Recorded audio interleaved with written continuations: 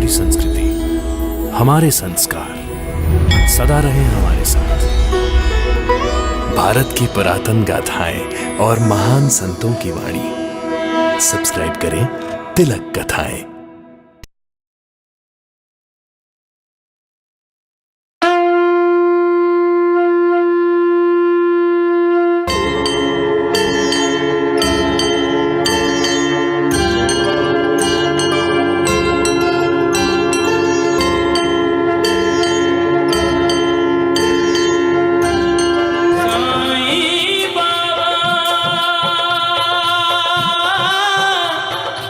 साईं बाबा जय साईं बाबा जय साईनाथ।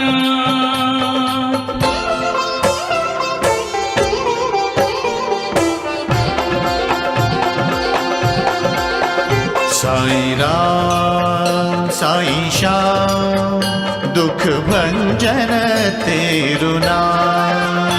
साईं राम साईं श्याम दुख भंजन तेरु नाम। हे साईनाथ तेरे आने से, हे साईनाथ तेरे आने से हुआ धन्य ये धरती धाम धाम। साईं राम साईं श्याम दुख भंजन तेरु नाम। साईं राम साईं श्याम दुख भंजन तेरु नाम। सुख धाम धन धाम साईं राम साईं श्याम गुण धाम यश धाम। साईं राम साईं श्याम ओ भक्त वत्सल दीन बंधु बाबा तुझे प्रणाम। साईं बाबा तुझे प्रणाम, साईं बाबा तुझे प्रणाम।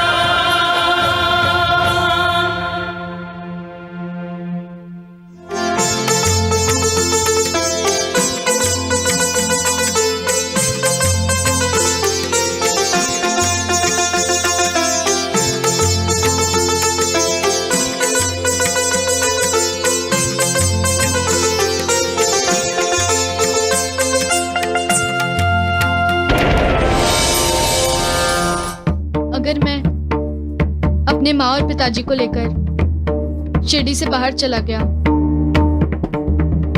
तो मैं समझ लूंगा कि शिरडी में भगवान नहीं रहते। और अगर शिरडी से बाहर नहीं जा सका तो मैं समझ लूंगा कि शिरडी में भगवान है।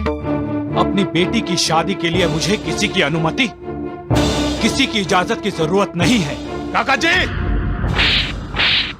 सत्य को स्वीकार करने के लिए बहुत बड़ा कलेजा चाहिए।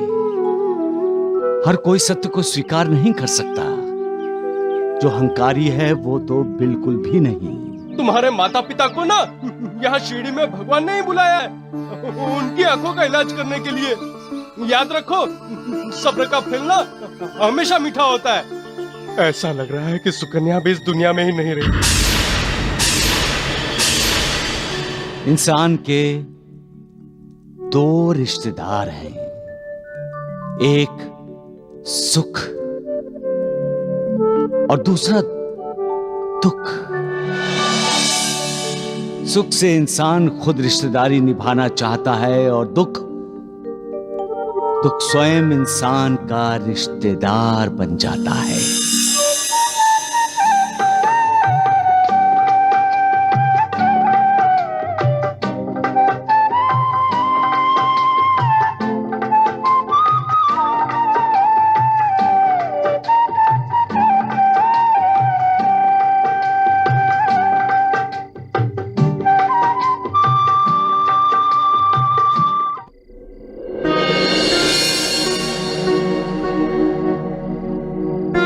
अरे गोपी, सोए नहीं अब तक? आप भी तो नहीं सोए? नींद मेरी दुश्मन बन गई है गोपी। नींद क्या, सारा समाज, सारा गांव हमारा दुश्मन बन गया है उमाकांत भैया। ये गांव अच्छा नहीं है उमाकांत भैया। ये अपनी ही बहन, अपनी ही बेटी पर अन्याय करता है। वैसे तुम बांसुरी अच्छी बजा लेते हो उमाकांत भैया, लेकिन क्या गोपी? तुम्हारी बांसुरी में बहुत दर्द है। जब जिंदगी के साथों सुर रुट गए हो तो दर्द ही तो। नहीं उमाकांत भैया, रो मत। मैं बहुत कमजोर इंसान हूं गोपी, डरपोक हूं मैं। तुम्हारी दीदी मुझे ये गांव छोड़कर जाने की विनती कर रही थी, तभी मुझे सुकन्या के साथ ये गांव छोड़ देना चाहिए था और मंदिर में शादी करके अपना घर बसा लेना चाहिए था। लेकिन ऐसा कुछ नहीं हुआ गोपी, जिसकी वजह से सुकन्या ये गांव छोड़कर चली गई। क्या मालूम कि वो ये दुनिया छोड़ के ही चली गई होगी। नहीं नहीं, ऐसे मत बोलो। सुकन्या की जो भी हालत हुई हो उसका जिम्मेदार मैं हूं, सिर्फ मैं हूं। भगवान इसके लिए मुझे कभी माफ नहीं करेंगे, कभी माफ नहीं करेंगे।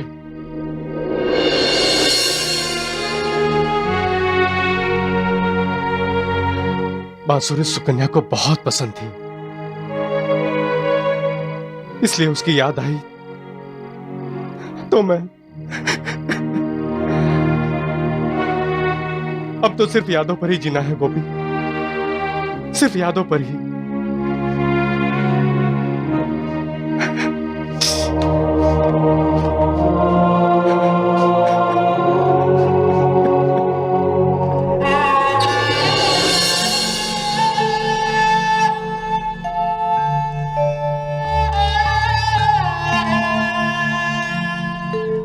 महालसापति, मालिक का बनाया हुआ ये इंसान भी बड़ा विचित्र है। जो उसके साथ होता है उसके साथ वो अनुचित व्यवहार करता है। उसे सुख देने के बजाय उसे दुख देता है। महालसापति दुख देता है, सहारा देने की बजाय उसे बेसहारा कर देता है। उसके आंसू पोंछने के बजाय उसे रुलाता है, प्यार देने की बजाय उससे नफरत करता है। और जब वो साथी आंखों से ओझल हो जाता है तब ये इंसान बेचैन हो जाता है, उसे ढूंढने की कोशिश करता है। अपने किए पर उसे पछतावा होता है, वो आक्रोश करता है, परंतु उसका आक्रोश सुनने के लिए कोई नहीं होता। महालसापति, महालसापति, अपनी गलती का एहसास होने के बाद इंसान आंसू बहाता है, परंतु उसके आंसू किसी को सच्चे नहीं लगते। ऐसे इंसान पर कोई विश्वास करने को तैयार तक नहीं होता। वो अपनी खुशियों को खुद ही आग लगा देता है। क्यों ऐसा व्यवहार करता है महालसापति? क्यों अपनों को पराया बना देता है वो? साईनाथ, ये सब इंसान को कैसे समझाया जाए? उसे समझाने की जरूरत ही क्या है महालसापति? कई मिसालें हैं इंसान के सामने जिससे वो सीख ले सकता है। ये दिया देखो, दिया, इसमें जब तक तेल है ये दिया जलता रहेगा। तेल खत्म होने के बाद ये दिया बुझ जाएगा।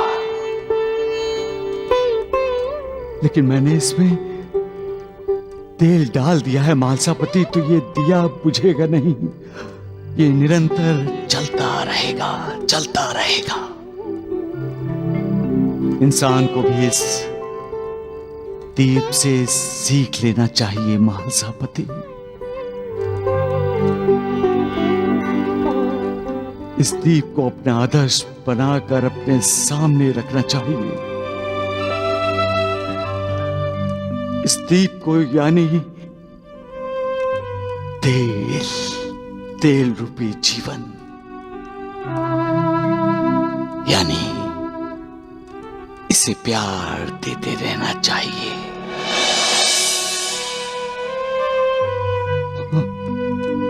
परंतु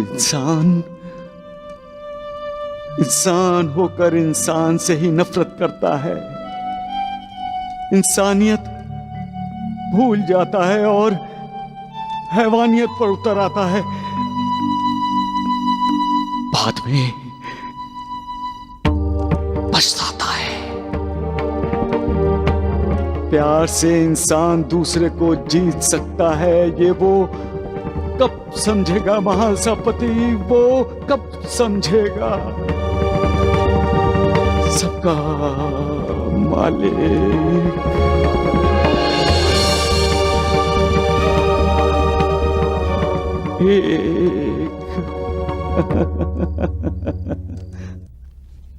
वैद जी, अरे राम राम, अरे ढूंढिया क्या हुआ? अरे इतना डरा हुआ क्यों लग रहा है? अरे कहीं तुमने भूत प्रेत तो नहीं देख लिया? ऐसा ही समझ लीजिए वैद जी।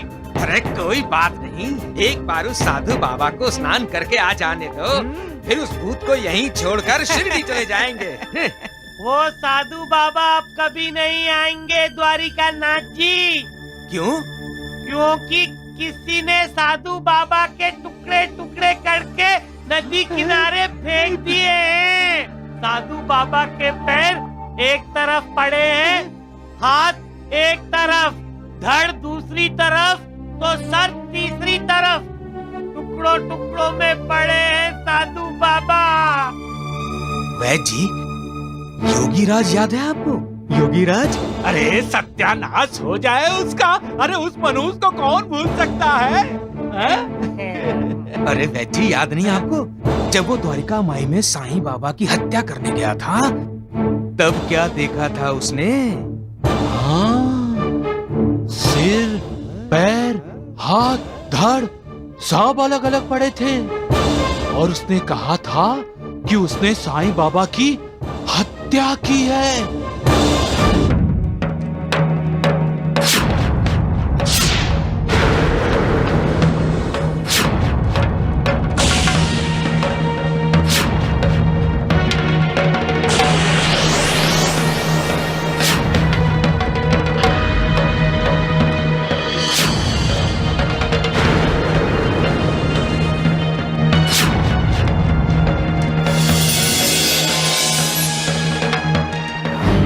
बात तो धोंडू साधु बाबा के लिए कह रहा है। हाँ। लेकिन तब तो वो साईं जिंदा था, उसके हाथ पैर धड़ सब सही सलामत थे। अरे यही तो मैं कह रहा हूँ जीवा जी कि वो साधु बाबा भी सही सलामत होगा।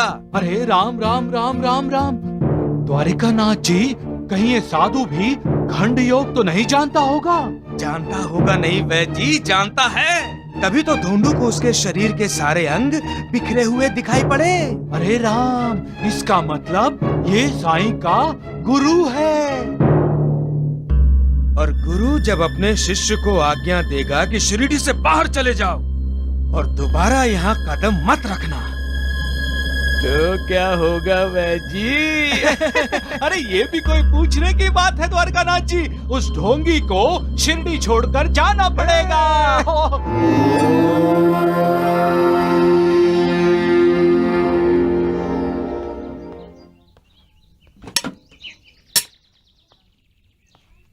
कहाँ जा रहे हो दोस्त? दोस्त? हाँ उमाकांत, मैं तुम्हारा दोस्त हूं, इसीलिए तुम्हारी भलाई के बारे में ही सोचता हूं। मेरी भलाई? देखो दोस्त, आज तक न सुकन्या लौटी है, न उसके बारे में कोई खबर है। इसका मतलब है सुकन्या अब जिंदा नहीं है दोस्त। रास्ता छोड़ो और जाने दो मुझे। मैं तुम्हें लेने आया हूं दोस्त। तुम्हारे लिए मैं रिश्ता लेकर आया हूं।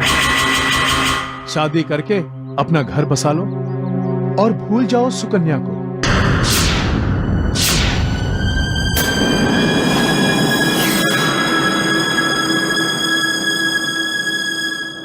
एक विधवा का जाप करके क्यों अपनी जिंदगी खराब कर रहे हो दोस्त?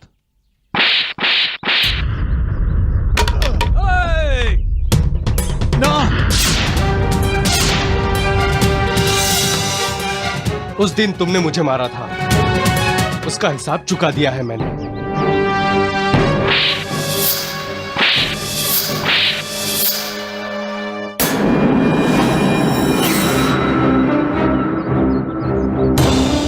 आज तुमने मेरे प्यार का अपमान किया है, इसलिए जाओ और एक बात कान खोलकर सुन लो। मैं शादी करूंगा तो सिर्फ सुकन्या से और किसी से नहीं। अरे सुकन्या के लिए एक जन्म तो क्या, मैं 7 जन्म तक उसका इंतजार कर सकता हूं। लगता है तुम्हें तुम्हारे इस जन्म से नफरत हो गई है उमाकांत।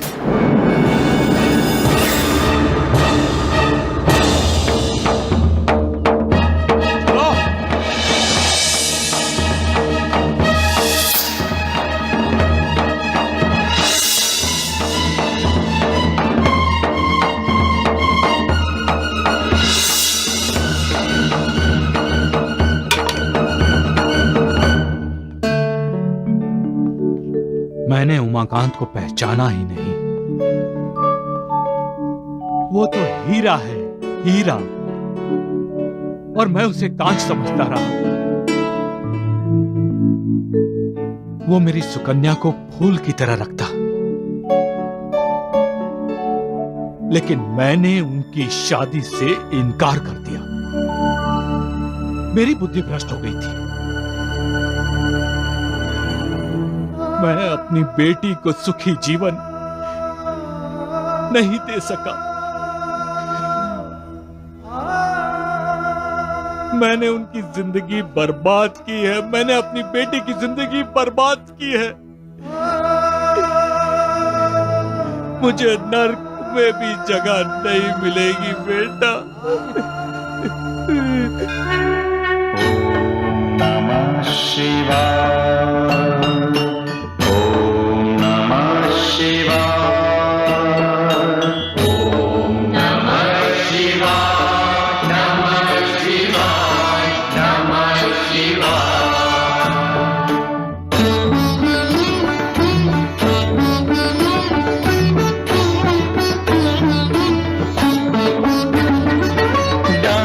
डमरुपाणि शूलपाणि हे नटराजन नमो नमो नमो नमो नमो नमो नमो नमो नमो नमो शीश गंग भस्म अंग करते धारण नमो नमो नमो नमो नमो नमो नमो नमो नमो डमरुपाणि शूलपाणि हे नटराजन नमो नमो।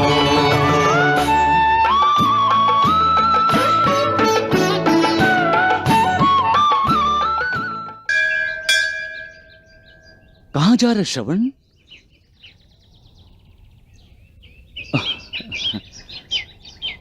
मालिक,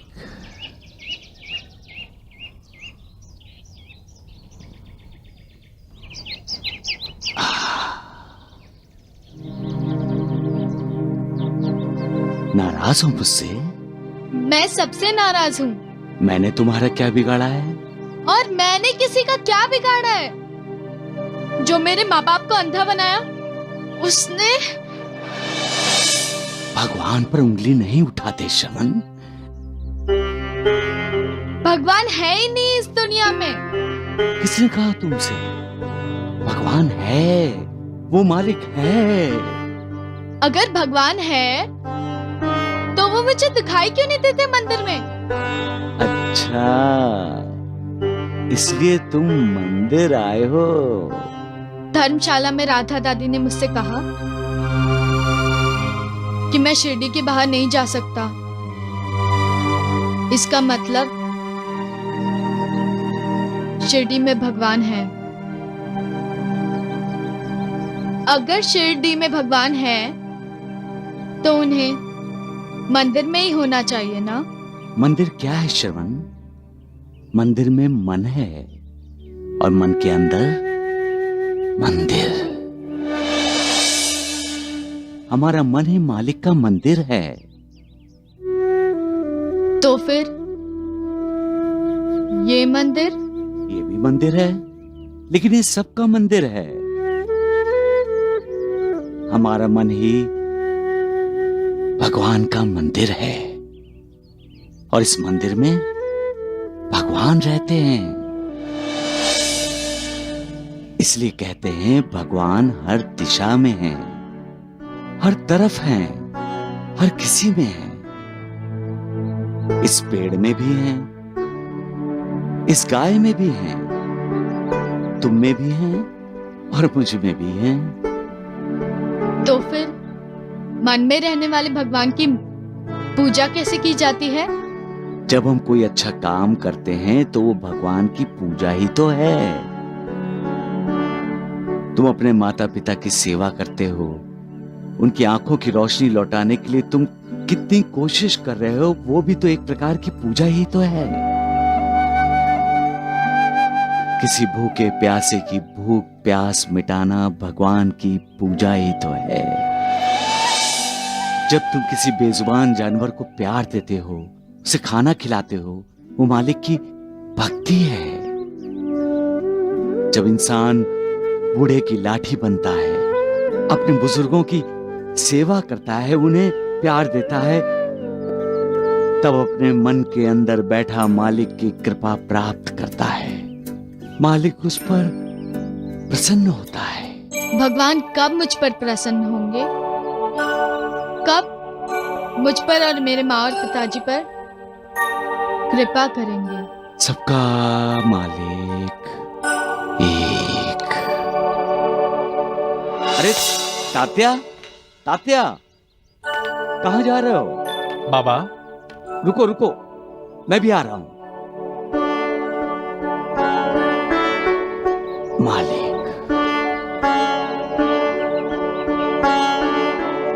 ये बाबा कैसी बात करता है? भगवान तो इतने बड़े होते हैं, उनके 4 हाथ होते हैं, हाथों में सुदर्शन चक्र, गदा, शंख और कमल होते हैं।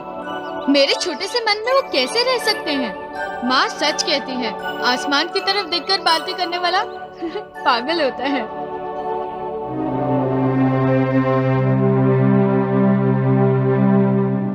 आरती शुरू कीजिए काका जी।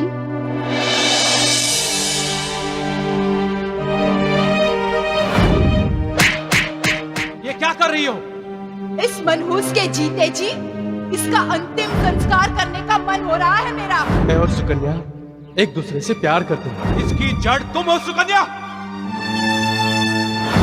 सुकन्या बेटी, भोजन बहुत ही स्वादिष्ट बना है।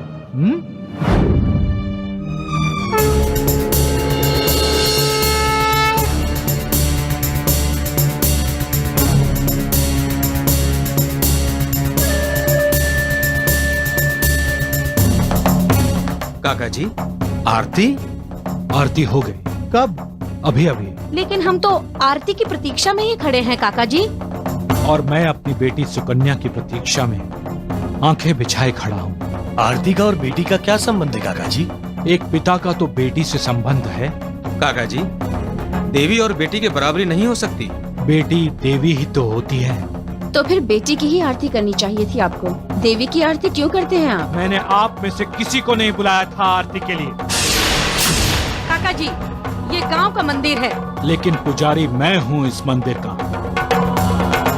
बरसों पहले जब मैं आरती करता था तब भी मैं किसी को नहीं बुलाता था, और आज भी किसी को नहीं बुलाया था, और कल भी नहीं बुलाऊंगा। आपका व्यवहार ठीक नहीं है काका जी।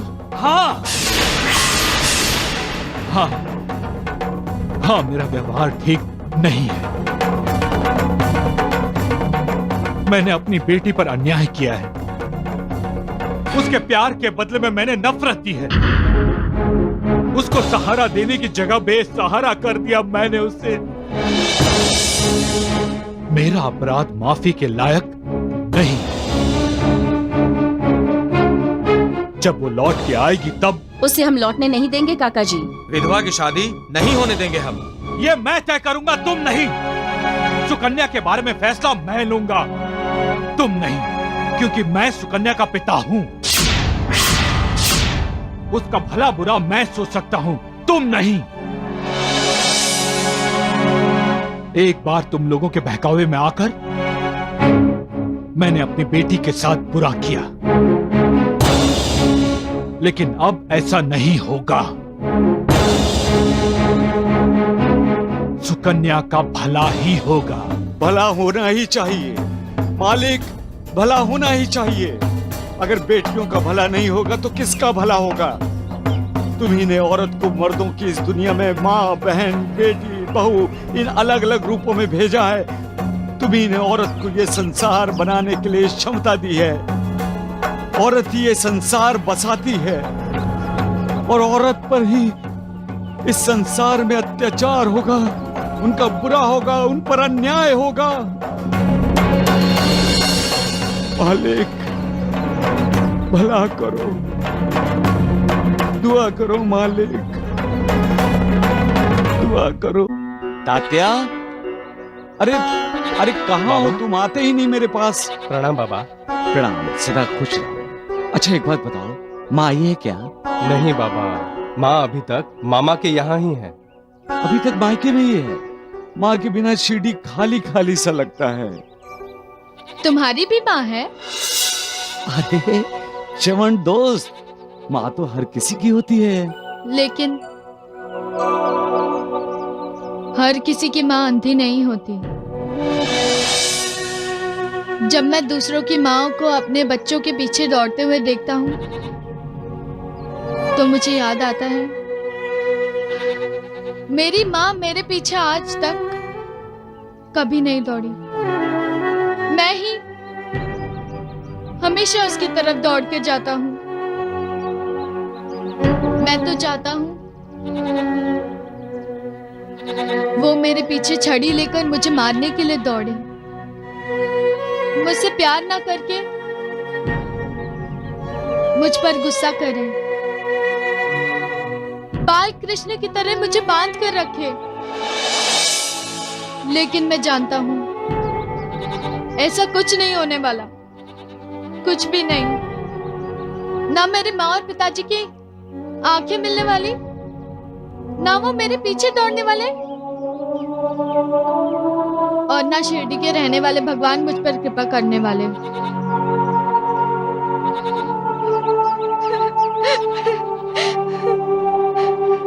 ना ना,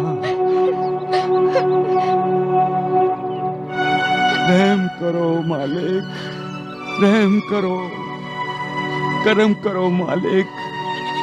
इंसान की जिंदगी से गमों का अंधेरा हटाकर खुशियों की रोशनी फैला दो मालिक, खुशियों की रोशनी फैला दो। इस पापों को यकीन दिला दो कि तुम उनके साथ हो। उनके आंसू पोंछो मालिक। जो इंसान मुस्कुराना भूल गया है उसकी मुस्कुराहट लौटा दो मालिक। तुम स्थित प्रज्ञ नहीं हो सकते मालिक।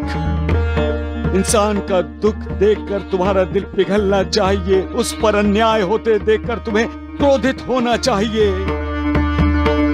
उसका दुख महसूस करके, उनका दर्द महसूस करके उन्हें राहत देनी चाहिए मालिक। इतने कठोर तो मत बनो मालिक। जो तुम्हारे रहमो करम के लिए तरसते हैं उन पर रहम करो, उनका उद्धार करो।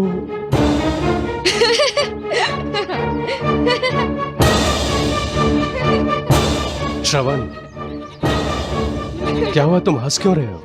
ये भगवान को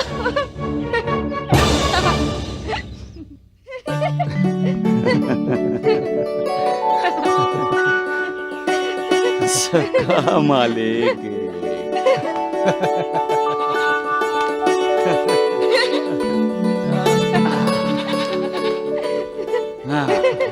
मुझे तुम्हारा बोलना अच्छा लगा। तुम जब बोल रहे थे ना तो ऐसा लग रहा था कि कोई मेरे अंदर से बोल रहा है। लेकिन भगवान को डांटना अच्छा नहीं। क्यों? पिताजी कहते हैं भगवान हमेशा योग निद्रा में होते हैं। क्या तुम्हारी आवाज सुनकर भगवान योग निद्रा से जाग गए होंगे? अगर मेरे पिताजी की आंखें लौटा दी ना, तो मैं समझ लूंगा कि भगवान जाग गए हैं।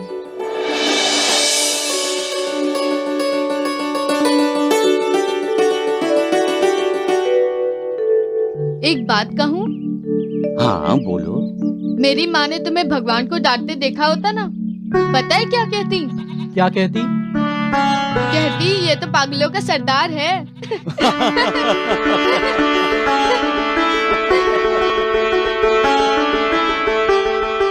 अरे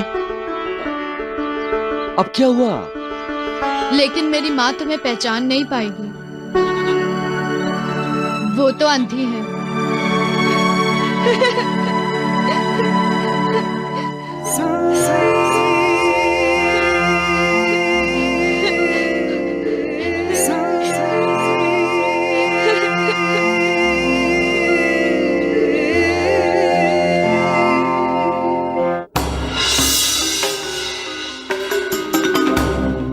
अरे वैद जी, आप अपने पैरों को क्यों कष्ट दे रहे हैं? आराम से बैठ जाइए ना। अरे द्वारिकानाथ जी, मुझे चिंता हो रही है, चिंता।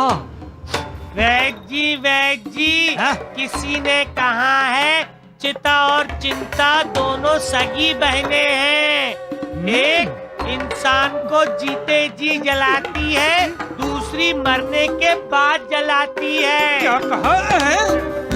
अरे नालायक, मेरे जीते जी तू मेरा क्रिया कर्म करवाना चाहता है। अब मैं तेरा क्रिया भी करूंगा और कर्म भी करूंगा। साधु बाबा आ गए। अरे जल्दी आ गए। आइए साधु बाबा बैठिए।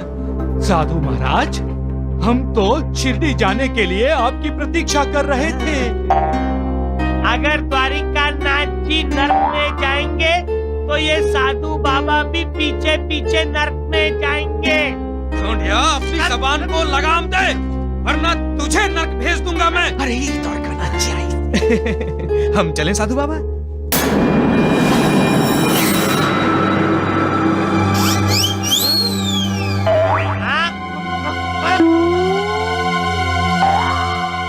अरे राम राम राम। द्वारिकानाथ जी, ये हम क्या देख रहे हैं? जो मैं देख रहा हूँ वैद जी, वही आप भी देख रहे हैं। हमें बेवकूफ बनाया गया है वैद जी। साधु महाराज, आपको स्नान करने में बहुत वक्त लग गया। क्यों? रगड़ रगड़ के नहा रहे थे? नहीं नहीं, मुझे चिपकाना भूल गए, इसीलिए पूछा। दाढ़ी सही से चिपकी है कि नहीं, देख लीजिए वैद जी। बिल्कुल।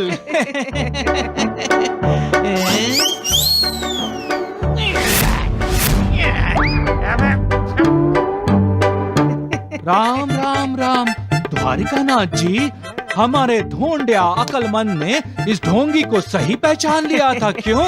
लेकिन आपने अपने ढोंडू को पहचाना वैद जी। मैंने क्या किया द्वारिकानाथ जी? तुमने तो साईं बाबा के इस गुरु के शरीर के छोटे छोटे टुकड़े देखे थे ना, नदी के किनारे पड़े हुए। अरे राम राम राम।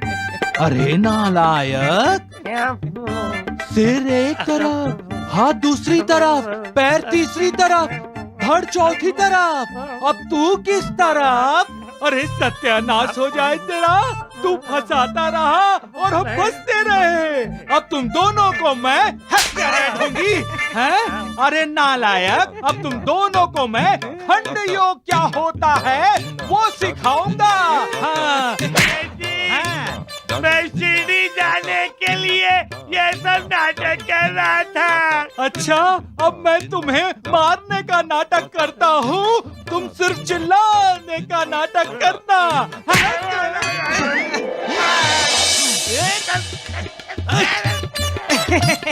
क्या करता था वो साईं बाबा? सारे गांव के लिए खाना बनाता था ना। अरे होगी। और कह रहा था सबका मालिक एक। सत्यानाश हो जाए, यहाँ तो एक ही मालिक है, ये ढोंगिया है।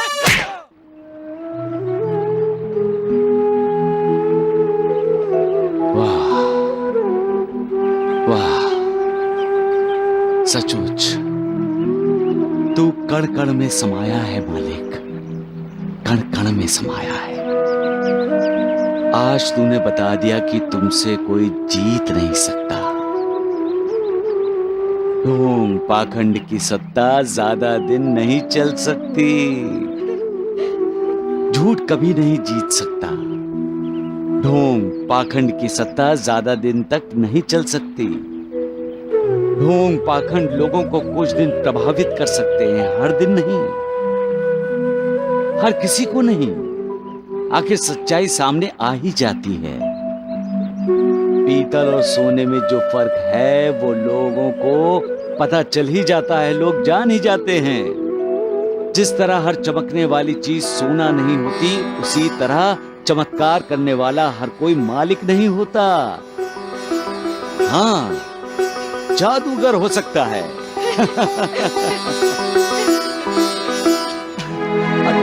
लेकिन बाबा, आप जादूगर नहीं हैं, मालिक हैं, भगवान हैं। आपकी कृपा हो तो हमें संसार का कोई दुख नहीं छू सकता। मुझ पर दया कीजिए बाबा, मुझ पर दया कीजिए। दोस्त, क्या ये आदमी पागल है जो तुम्हारे पैर पकड़ के रो रहा है? इसे बता दो, अगर तुम भगवान होते तो मेरे माँ और पिताजी की आंखें नहीं लौटा देते। विसा जी, मेरे पाँव छोड़ो विसा जी। दया कीजिए बाबा, रहम कीजिए। मैं इतना गरीब हूँ कि मैं अपने परिवार की छोटी छोटी जरूरतें भी पूरी नहीं कर सकता। अरे छोड़ो, जब तक आप मुझे अमीर नहीं बनाएंगे मैं आपका पैर नहीं छोड़ूंगा। अरे विसा जी, विसा जी, आप चाहे मेरी जान ले लें, मैं आपका पैर नहीं छोड़ूंगा। विसा जी, ये श्रवण बच्चा तुम्हें पागल समझ रहा है। समझना क्या है, मैं पागल हूँ, मैं पागल हूँ। महालसापति, अरे नानावली, इसे रोको। क्या हुआ विसा जी? बाबा के पैर क्यों पकड़े हुए हो? उसे अमीर बनना होगा। पैर पकड़कर कोई अमीर थोड़ी बनता है बिसा जी। अमीर बनकर तुम करोगे भी क्या? शराब ही पियोगे ना?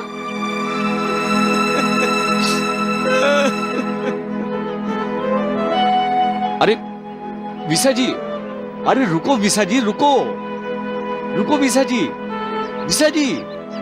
मैं नहीं रुकूंगा बाबा, मैं जानता हूँ भगवान ने मुझ पर कृपा नहीं की है।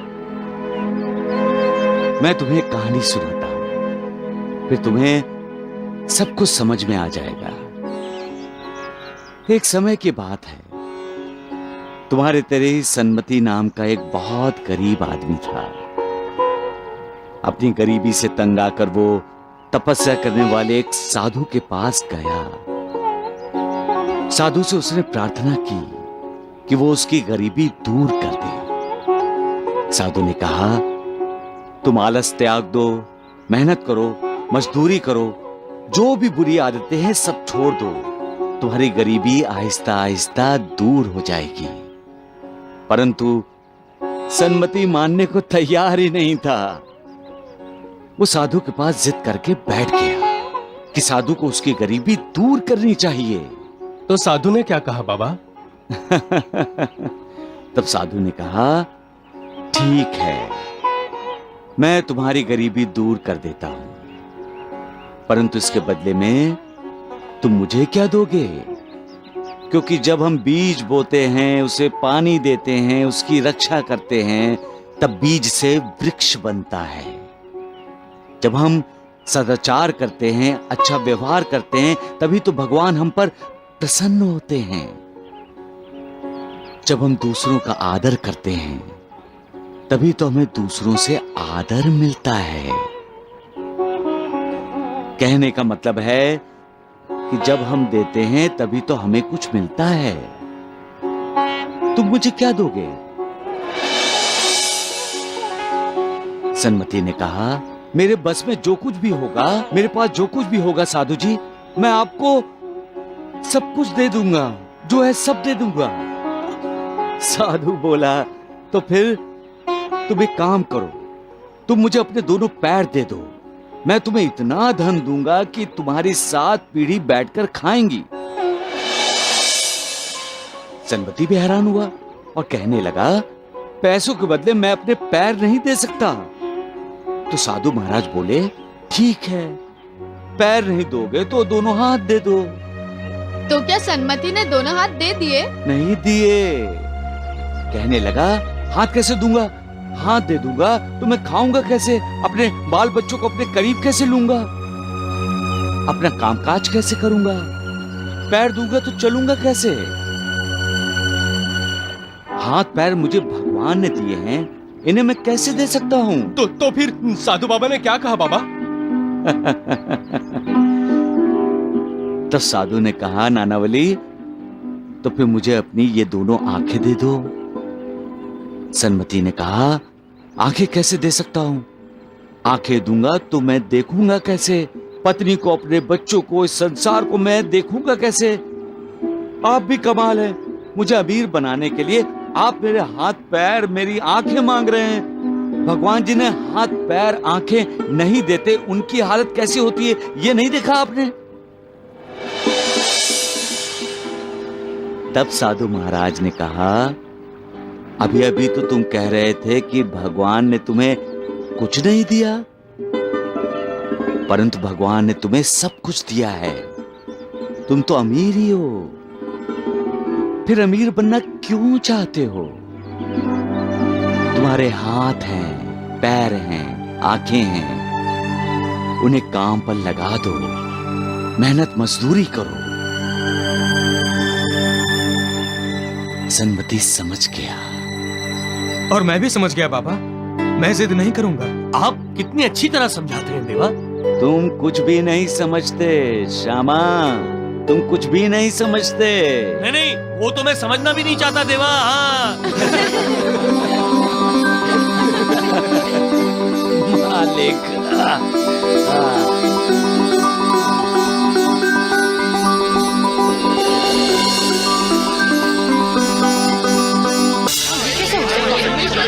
ये कैसे हो सकता है?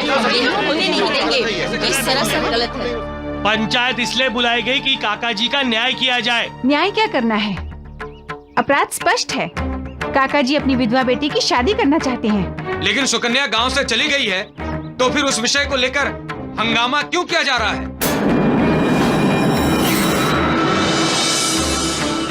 काका जी, आपको कुछ कहना है? पंचायत कोई फैसला करने से पहले आपको सुनना चाहेगी। सुकन्या मेरी बेटी है, उसी तरह इस गांव की बेटी भी है। क्या गांव का सुकन्या के प्रति कोई कर्तव्य नहीं है? क्या विधवा सुकन्या को जीने का, सुख पाने का कोई हक नहीं है? क्या ये गांव सुकन्या का घर फिर से नहीं बसा सकता? काका जी सबको बहका रहे हैं। एक विधवा की शादी नहीं होगी। हाँ, नहीं होगी, बिल्कुल नहीं होगी।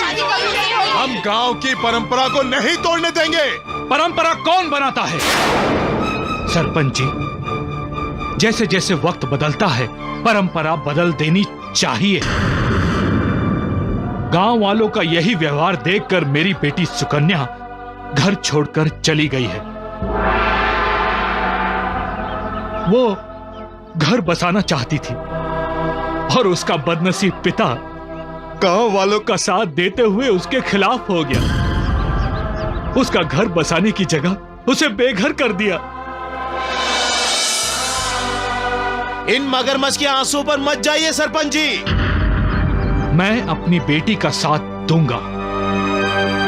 जब वो लौट कर आएगी तो मैं उसकी शादी कर दूंगा। सुन लिया सरपंच जी, काका जी पूरे गांव को चुनौती दे रहे हैं। मैं किसी को चुनौती नहीं दे रहा हूं, सिर्फ मैं अपनी बेटी का भला चाहता हूं। सरपंच जी, आप जो भी फैसला लेंगे मुझे स्वीकार होगा। एक ही विनती है, फैसला लेते समय यह मत भूलिए कि आप भी बेटी के पिता हैं। आप भी अपनी बेटी से उतना ही प्यार करते हैं जितना कि मैं करता हूं।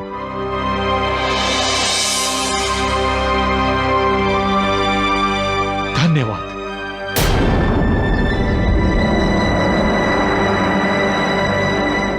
चुप बैठ गए, सभी चुप बैठ गए।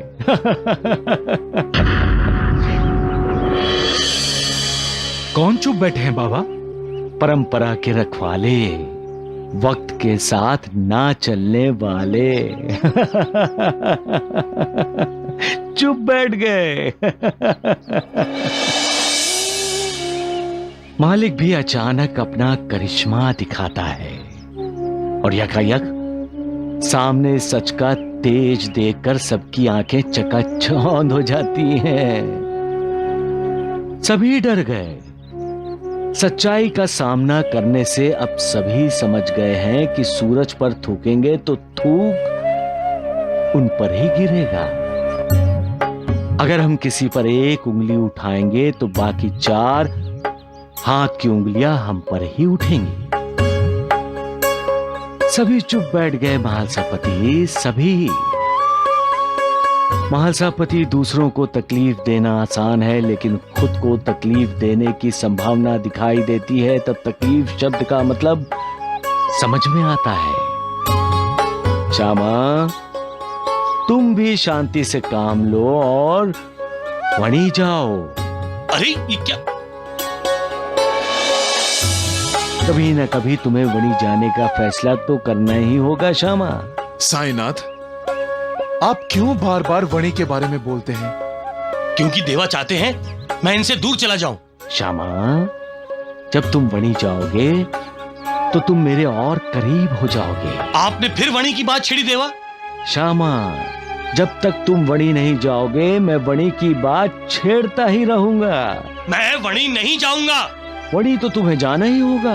मैं वणी नहीं जाऊंगा। मैं शिरडी में ही आपके चरणों में प्राण त्याग दूंगा। अरे समझाओ इन्हें। गुरुजी। अरे वणी वणी करते रहते हैं, जीना जीना हराम कर दिया है मेरा। अरे क्या कहते रहते हैं, वणी जाओ वणी जाओ, क्यों भेज रहे हैं मुझे वणी? बाबा, आपके वणी की बात छेड़ते ही गुरुजी ने अनशन पर बैठने का निर्णय ले लिया है। सगुण, श्यामा अनशन करे या पेट भरकर खाए, उसे तो वणी जाना ही होगा। जाना ही होगा उसे वणी। सबका मालिक एक।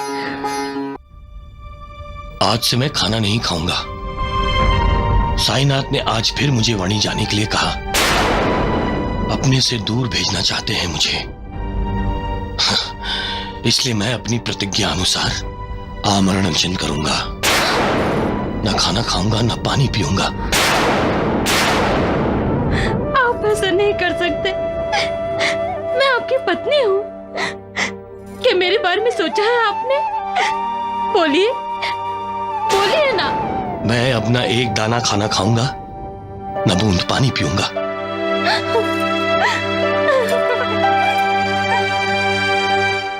रेनू, ले लो, खाओ। अरे तुम भी खाओ। साईं हाँ। बाबा, बाबा, बाबा, साईं बाबा, बाबा, साईं बाबा। अरे अरे क्या हुआ? रो क्यों रही हो बहन? क्या हुआ? गुरुजी सकुशल तो हैं भाभी? अरे श्यामा तंदुरुस्त है सगुण। अभी अभी तो मुझसे लड़कर गया है। साईं बाबा, गुरुजी अनशन पर गए हैं। अब न वो कुछ खाएंगे न पिएंगे।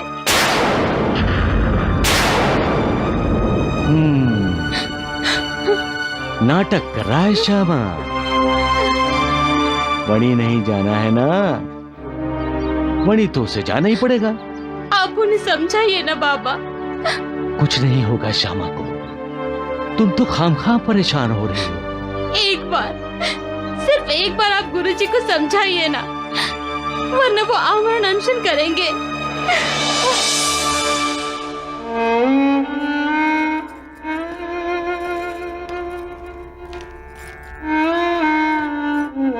आपने खाना पीना छोड़ दिया गुरुजी? मैंने प्रतिज्ञा की थी कि देवा ने अब मुझे वाणी जाने को कहा तो मैं आमरण अनशन करूंगा। फिर भी तुम्हें वणी तो जाना ही होगा श्यामा। अब यहाँ भी झगड़ा करने आए हैं? मैं लाई हूँ बाबा को। सुन लिया, अब खाना खा लो वरना वणी जाने के लिए इस शरीर में जान ही नहीं रहेगी। आप मजाक उड़ा रहे हैं मेरा? मैं तुम्हें हकीकत बयान कर रहा हूँ। तुम खाना खाओ या ना खाओ, वही तो तुम्हें जाना ही होगा। इसलिए अच्छा ये होगा कि तुम खाना खा लो। मैंने प्रतिज्ञा की है देवा, आपके चरणों में प्राण त्याग दूंगा। तुम प्राण त्याग दोगे तो मेरी इस बहन का क्या होगा? इसलिए प्राण त्यागने की बात छोड़ दो और मैं खाना नहीं खाऊंगा।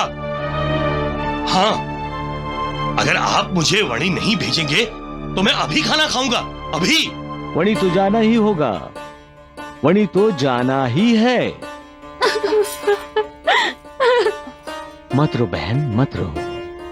इस श्यामा के भाग्य में लिखा है कि इसे वणी जाना ही है। ये श्यामा अपने आप वणी चला जाएगा।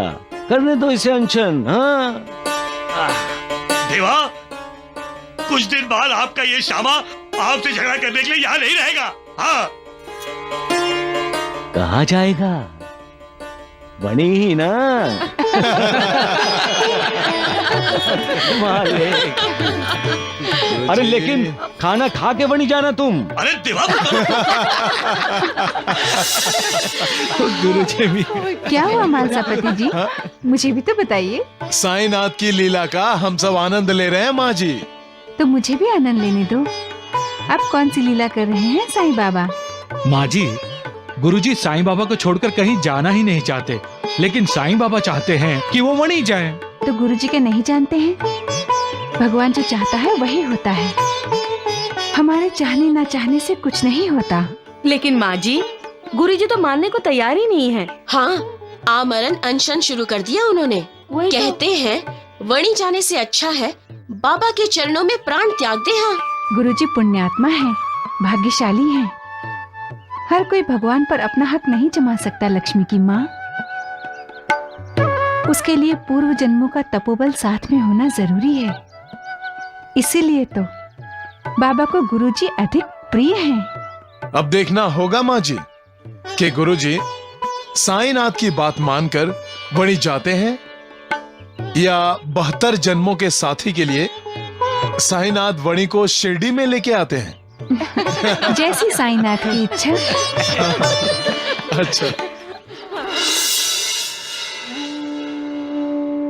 स्वामी महाराज, गुरुजी की तरह हर कोई चाहता है भगवान के समीप अपना जीवन बिताया जाए। भगवान सदा अपने पास रहें। गुरुजी अपनी भक्ति से साईं बाबा को अपने बंधन में जकड़े रखना चाहते हैं।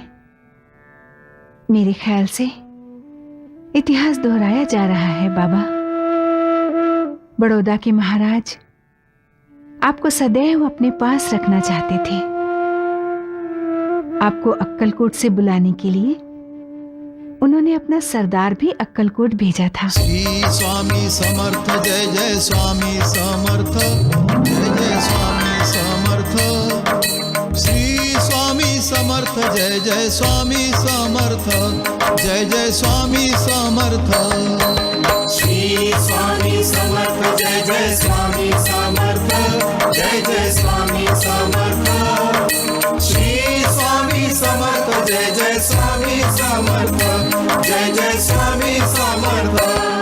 बोलो श्री सच्चिदानंद सद्गुरु स्वामी समर्थ महाराज की जय। श्री सच्चिदानंद सद्गुरु स्वामी समर्थ महाराज की जय।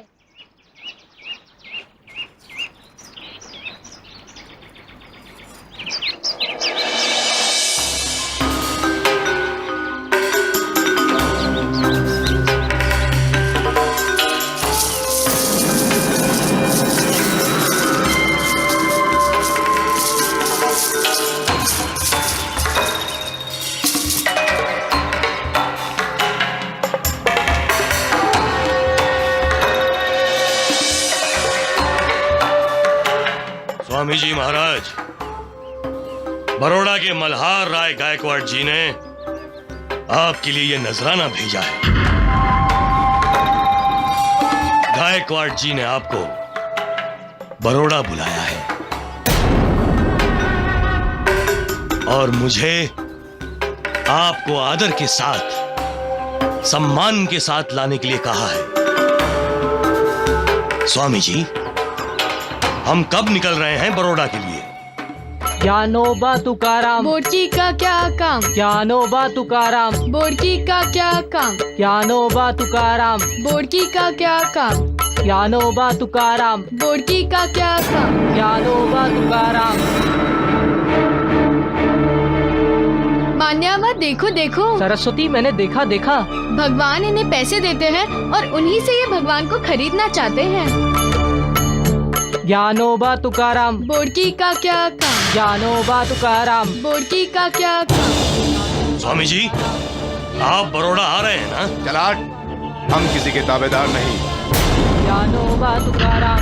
बोर्की का क्या काम? ज्ञानोबा तुकाराम। बोर्की का क्या काम?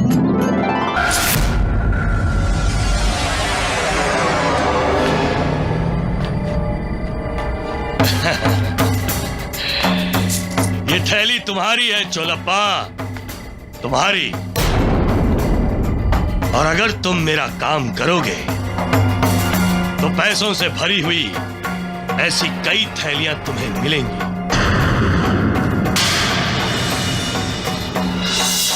नहीं चलप्पा, मैं बड़ौदा नहीं जाऊंगा। स्वामी जी, आप मेरे लिए जाइए, मेरे लिए जाइए। मुझे 10,000 रुपए महीने की जागीर मिल जाएगी स्वामी जी। चलप्पा, उनके पास जागीर है, भक्ति नहीं।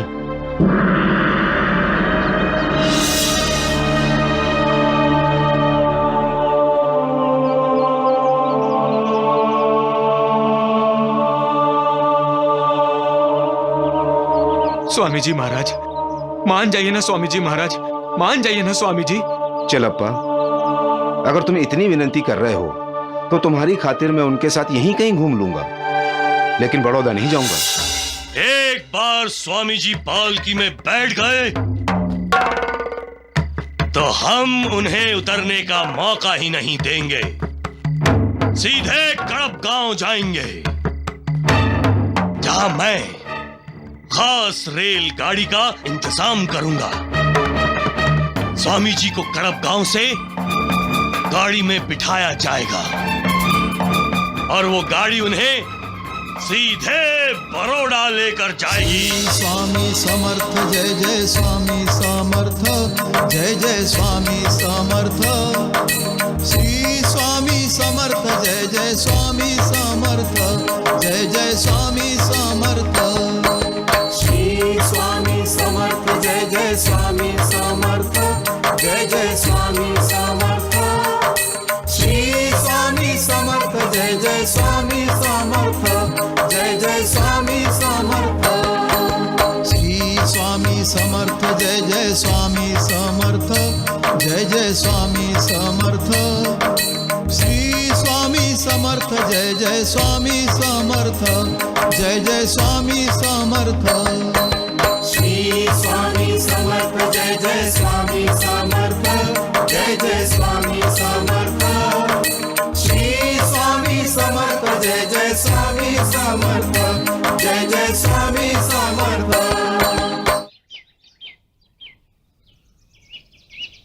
रुक क्यों गए तुम सब लोग? कड़प गांव यहाँ से ज्यादा दूर नहीं है। सरदार, पालकी अचानक हल्की लगने लगी है। हल्की?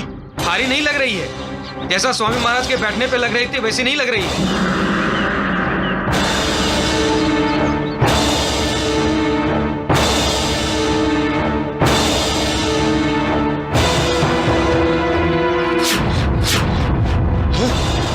ये कैसे हो सकता है? हमने कहीं पालकी रोकी ही नहीं, तो ये पालकी से उतर कैसे गए? आखिर कहाँ चले गए स्वामी जी? उतरे नहीं तो पालकी से ये गायब कैसे हो गए? स्वामी जी कहाँ?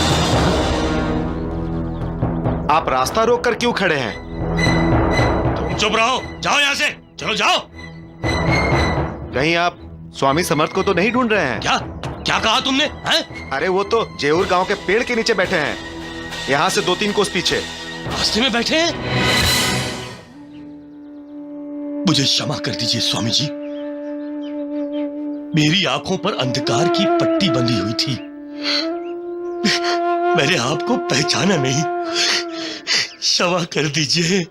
याद रखो तात्या साहेब, ताकत और तलवार से किसी को जीता नहीं जा सकता। ज्यादा से ज्यादा दमन किया जा सकता है, दबाया जा सकता है। सिर्फ प्रेम और भक्ति से ही जीत हासिल हो सकती है।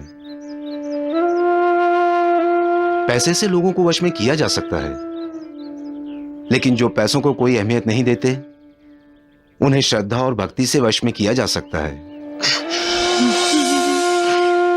दिलों को जीतने के लिए अपने सीने में भी दिल होना जरूरी है, और उस परमात्मा को जीतने के लिए अपने आप को संपूर्ण समर्पण की आवश्यकता है।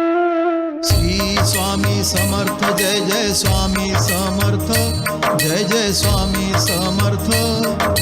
श्री स्वामी समर्थ जय जय स्वामी समर्थ, जय जय स्वामी समर्थ। आपकी लीला अगाध है स्वामी महाराज। आपने ये बता दिया, भगवान भक्ति से प्रसन्न होते हैं और स्वयं अपने भक्त के पास चले आते हैं। साईं बाबा की तरह आपने श्रद्धा और विश्वास पर जोर दिया है।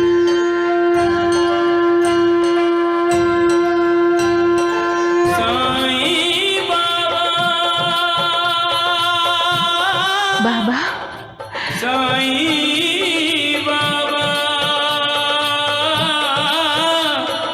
जय साईं बाबा, जय साईं। क्या सोच रही हैं आप माँ जी? कहीं मुझे पालकी में बिठाकर संगमनेर भगाकर ले जाने के बारे में तो नहीं सोच रही हैं आप?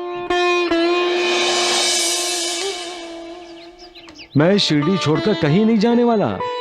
वैसे भी श्यामा महालसापति मुझे शिरडी छोड़कर नहीं जाने देने वाले। आपको शिरडी छोड़कर जाने की जरूरत ही नहीं है बाबा। शिरडी में रहकर, शिरडी से बाहर दूर दूर तक रहने वाले भक्तों का आप ख्याल रखते हैं, उनकी रक्षा करते हैं और कल्याण भी। आप तो भक्तों के मन में बसे हैं बाबा। आपको पालकी की जरूरत ही नहीं है बाबा। सबका मालिक एक है ना, तब तक यूं ही घूमते रहना पड़ेगा। वैद जी, मैं तो घूमते घूमते थक चुका हूँ। अरे वैद जी, अरे क्या है वैद जी? वैद जी बोल भी। अरे बैठेंगे नहीं, लेटेंगे नहीं, ऐसे टहलते रहेंगे तो देखने वाले लोग तो यही कहेंगे ना कि आपको मूल व्याधि की बीमारी हो गई है। अरे नालायक गधे, सत्यानाश हो जाए, मूल वैद तुझे हो जाए। अरे तेरे जैसा चेला किसी को ना मिले जो अपने ही गुरु का बुरा चाहता है। मेरे जैसा चेला? वैद जी, मेरे जैसा चेला तो दिया लेकर ढूंढने पर भी नहीं मिलेगा। हाँ, जो सिर्फ और सिर्फ अपने गुरु का सम्मान करता है। हाँ। अरे तू वैद जी का भला चाहता है? अरे तेरी वजह से तो वैद जी इतने परेशान रहते हैं। हाँ बिल्कुल, मुझसे परेशान रहते हैं। अरे द्वारिका नाथ जी, आपसे परेशान रहते हैं वैद जी। देखो कैसे टहलते रहते हैं, ठीक से बैठ भी नहीं सकते, और आप टांगे फैलाकर पलंग पर कैसे बैठे हैं। पैसा वैद जी का, घर वैद जी का, और मालिक आप बन गए हैं। ऐसा हो सकता है? अरे चुप। वैद जी के लिए मेरे मन में कितना आदर सम्मान है, क्यों वैद जी? बिल्कुल। हाँ, आदर सम्मान है। अरे जिसकी जेब में पैसा होता है ना, उसके लिए आपके मन में बहुत आदर सम्मान हो जाता है ना द्वारिका नाथ जी? अरे चुप रहे मूर्ख कहीं के। अरे मुझे चुप करने से पहले मेरी बात ध्यान से सुन लीजिए। द्वारिका नाथ जी और ये 4 लोगों का खाना खाने वाले जीवाजी को छोड़कर हम शिरडी चलते हैं। ये लोग दीमक की तरह हमसे चिपक गए हैं। अरे जब ऐसे कैसे चले जाओगे? अरे अभी तो वैद्य जी को साईं बाबा से अपना हिसाब किताब चुकता करना है। वैद्य जी, द्वारिका नाथ जी के बहकावे में मत आइए, शिरडी चलिए। अरे चुप कर गधे कहीं के। अब तूने शिरडी जाने का नाम भी लिया ना तो मैं तुम्हारे दांत तोड़ दूंगा, समझे? कान खोल कर सुन ले, हम जिस मकसद से शिरडी से बाहर आए हैं उस मकसद को पाकर ही शिरडी के अंदर जाएंगे, समझे? बिल्कुल ठीक कहा आपने वैद्य जी। उस साईं बाबा के गुरु को लिए बिना हम शिरडी नहीं जाएंगे, समझे? हाँ, और फिर हम कहेंगे सबका मालिक तात्या, इंसान साथ साथ रहता है, फिर भी बीच में साथ छोड़कर चला जाता है। मालिक है जो कभी किसी का साथ नहीं छोड़ता, कभी धोखा या विश्वासघात नहीं करता। वो कल भी था, आज भी है और कल भी रहेगा। वही एक है जो अनंत है, सर्वशक्तिमान है। मालिक पर विश्वास करने वाले को कभी निराश और दुखी नहीं होना पड़ता। तात्या, यह सब भी मैं इसलिए कह रहा हूं कि दोस्त भी ऐसे चुनो जो तुम्हें बहकाए ना। बुरी संगत में जो फंसता है वो अपने हाथ पैरों पर खुद कुल्हाड़ी मारता है। बुरी संगत परेशानी को, चिंता को, दुख को, निराशा को बुलावा भेजती है। इसलिए मालिक से दोस्ती करो, उस पर श्रद्धा रखो, उसका स्मरण करो। न कभी दुख होगा, न कभी निराशा।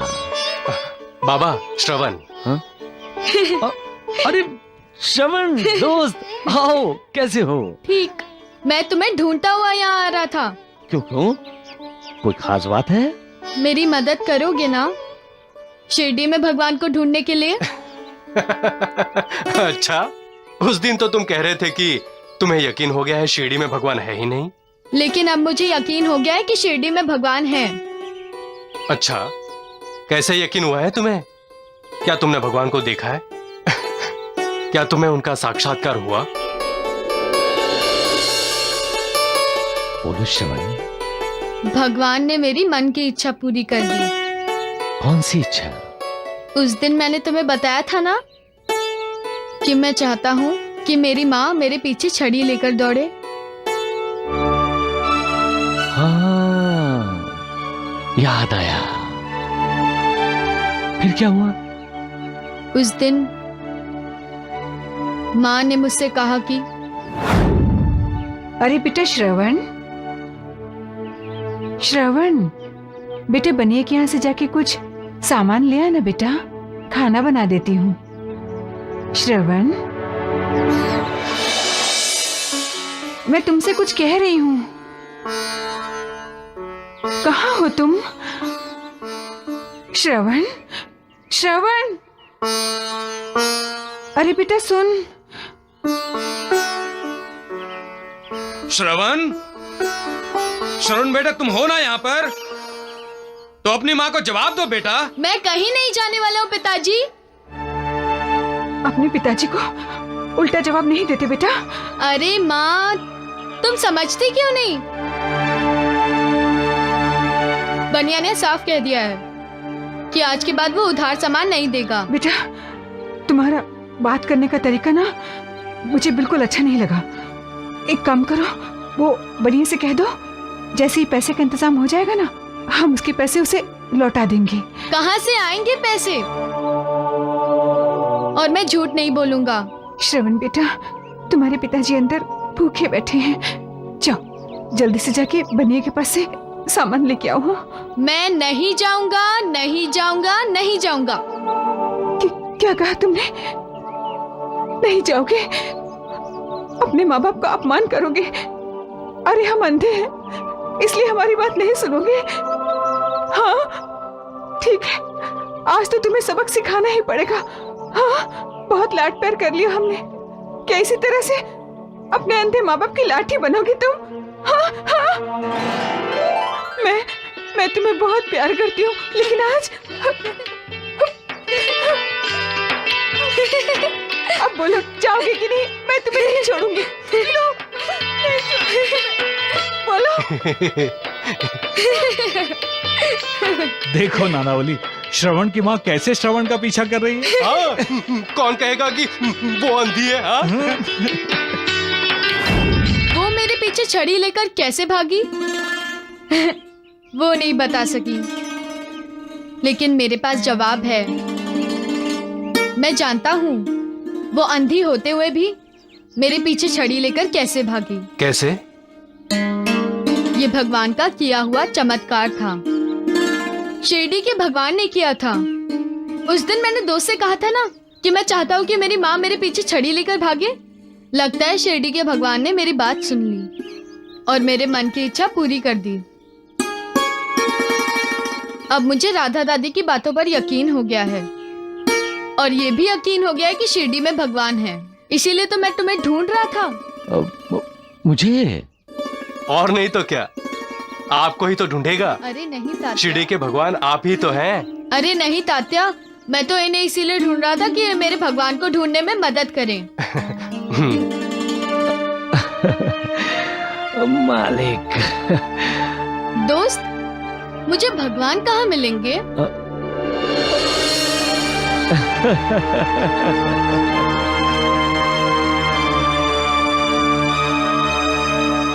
बाबा की लीला कोई नहीं समझ सकता।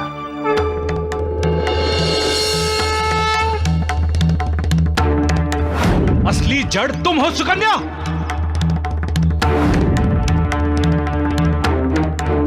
अपनी सुकन्या बेटी पर यही हाथ उठाया था मैंने मां, इसीलिए वो घर छोड़कर चली गई। उसे लगा कि अब उसका पिता और उसके पिता का घर भी उसके लिए पराया हो गया है। जो कुछ हुआ है इस हाथ के कारण हुआ है। अगर मैंने यह हाथ नहीं उठाया होता तो शायद वो घर छोड़कर नहीं जाती। मुझे अपने इस दाएं हाथ से नफरत है।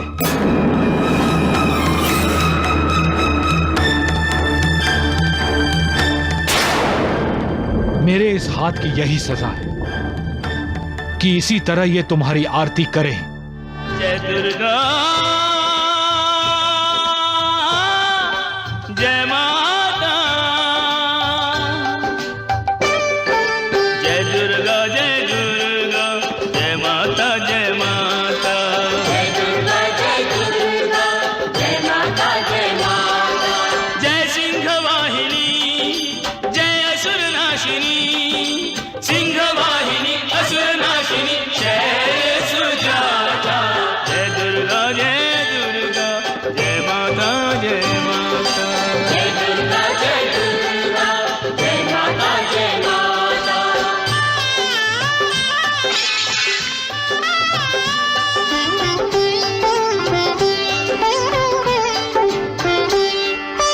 आद्याशक्ति अजन्मा अभिनव रूप धरे, दिव्यायुध संयुक्ता भय दुख दूर करे। ओम जयंती मंगलाकाली, भद्रकाली कपालिनी, दुर्गा क्षमा शिवा धात्री, स्वाहा सदा नमः। जय विश्वकारिणी, जय विश्वधारिणी जगदम्बे, सब विधि ज्ञाता।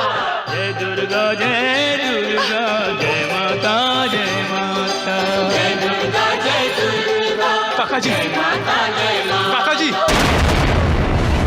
पिताजी, पिताजी, काका जी,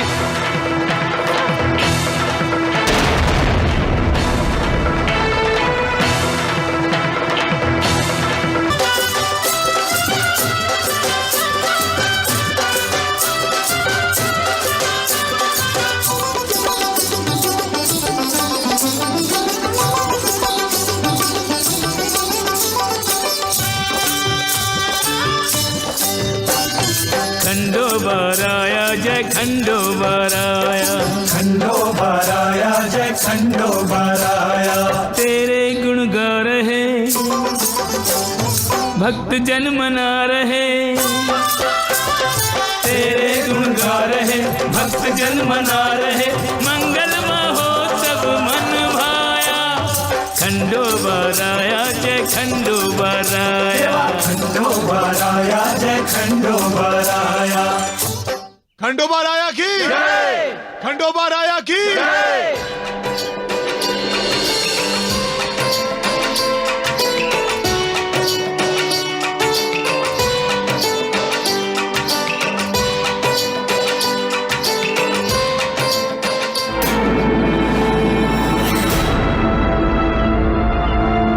दामू सेठ,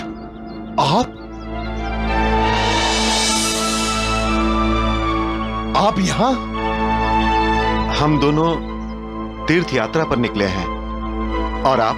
दामू सेठ, आपने मुझे पहचाना नहीं? मैं पंडरीनाथ। पंडरीनाथ? पंडरीनाथ? शायद शिरडी के माधवराव गुरुजी ने आपसे मेरे बारे में बात की होगी। कैसे हैं गुरुजी? कुशल से हैं। उन्होंने कहा कि दामू सेठ मेरी मदद करेंगे। भैया, भाभी, कोई जरूरत नहीं इसकी मदद करने की। मदद का मतलब होता है पैसा। पैसा मांगने आया होगा। लेकिन मैं पैसे लौटा दूंगा दामू सेठ। माधवराव गुरुजी ने कहा है कि दामू सेठ एक कामयाब व्यापारी हैं। उनसे कर्ज लेकर अगर मैं अपना व्यापार शुरू करूंगा तो बड़ी बरकत होगी। मेरा छोटा सा व्यापार था, दामू सेठ, डूब गया। अगर आप मेरी मदद करेंगे तो मैं व्यापार फिर से शुरू कर सकूंगा। इसकी बातों में मत आना भैया। दिनकर, शंकर, पंडरीनाथ जी शिरडी से हमारे पास आए हैं। मतलब इन्हें साईं बाबा ने हमारे पास भेजा है। हाँ, मैं दामू सेठ, मैं आपका एक एक पैसा लौटा दूंगा। दामू सेठ, एक एक पैसा लौटा दूंगा। उठो, उठो। ये 1000 रुपए हैं।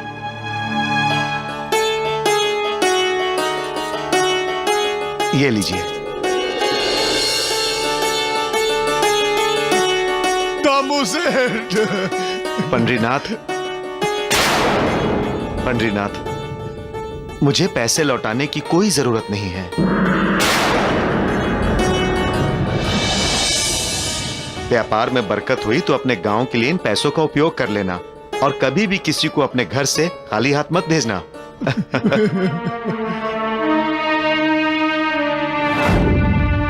आइए दामू सेठ, धन्य भाग हमारे, आप हमारे घर पधारे।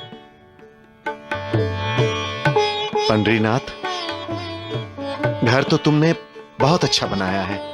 ये घर आप ही का है दामू सेठ, और ये पंडरीनाथ भी आप ही का है। पंडरीनाथ, ये कैसी विडंबना है। मुझे मेरे अपने घर से बाहर निकाल दिया गया, और तुम कहते हो तुम्हारा घर मेरा है। हाँ पंडरीनाथ जी, हमारे अपने हमारे लिए पराये हो गए, और आप? मैं पराया नहीं हूं भाभी। दामू सेठ, आप ही की मदद से तो मेरा भाग्य मुझ पर प्रसन्न हुआ। मैंने बहुत पैसा कमाया, और आपके कहने के अनुसार मैंने गांव की भरपूर मदद भी की। दामू सेठ, आज ही खंडोबा के मंदिर का जीर्णोद्धार किया है। आज उसी का उत्सव मनाया जा रहा है। पंडरीनाथ, ये सुनकर, देखकर हम दोनों बहुत खुश हैं।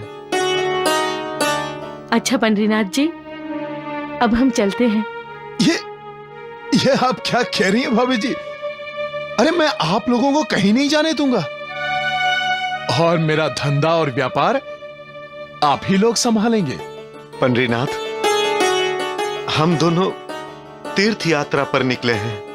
दामू सेठ, मेरा तीर्थ, मेरा भगवान तो अब आप ही हैं। बस एक बात आप सुन लीजिए, मैं आप दोनों को कहीं नहीं जाने दूंगा।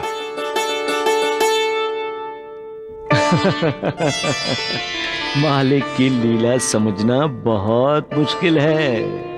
तरह तरह से वो अपने भक्तों की परीक्षा लेता रहता है। जब कोई सच्चाई के रास्ते को अपनाना चाहता है तो उसके रास्ते में इतनी रुकावटें पैदा करता है कि जो सच्चाई का सच्चा मुसाफिर ना हो वो सच्चाई का रास्ता ही छोड़ दे।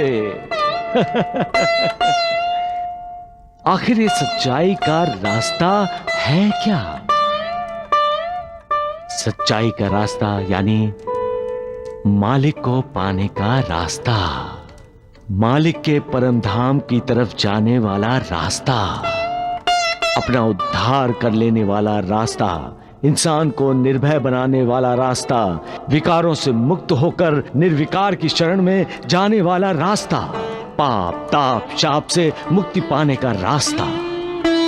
जो आखिर तक सच्चाई के रास्ते पर चलता है उसे उसी रास्ते पर मालिक के कदमों के निशान मिलते हैं, और जब वो सफर पूरा कर लेता है तब उसे साक्षात्कार होता है। मालिक खुद उसका स्वागत करने के लिए खड़ा है। लेकिन इसके लिए बहुत सी कठिनाइयों का सामना करना पड़ता है। ईमान डोल जाता है इस सफर में, विश्वास डगमगा जाता है, भक्ति की परीक्षा ली जाती है। इसके बावजूद भी जब वो अपने आप को मालिक को पूर्णतः समर्पित करने निकलता है तब पुराने रिश्ते नाते उसका रास्ता रोकते हैं। भावनाओं का तूफान आता है। जो कदम मालिक की तरफ बढ़ रहे थे उन पर रोक लग जाती है। माया मोह के बंधनों में जो फंस जाता है वो इंसान मालिक की तरफ जाने वाला रास्ता भी भूल जाता है और फिर से सांसारिक चक्रव्यूह में फंस जाता है। जिसका मन चंचल नहीं है, जिससे अपने मन पर अंकुश लगा रखा है, जिसका मन केवल मालिक के दर्शन का प्यासा है, वो किसी मोह माया में नहीं उलझता, किसी बंधन में नहीं बंधता, तो भावनाओं का कोई चक्रव्यूह उसे नहीं फंसाता। वो हर कठिनाई का सामना करते हुए सच्चाई के रास्ते पर चलता रहता है और किसी भी आसक्ति में नहीं डूबता। वो केवल भक्ति करता है, और जो भक्ति करता है वो एक ना एक दिन अपना उद्धार कर लेता है। सबका मालिक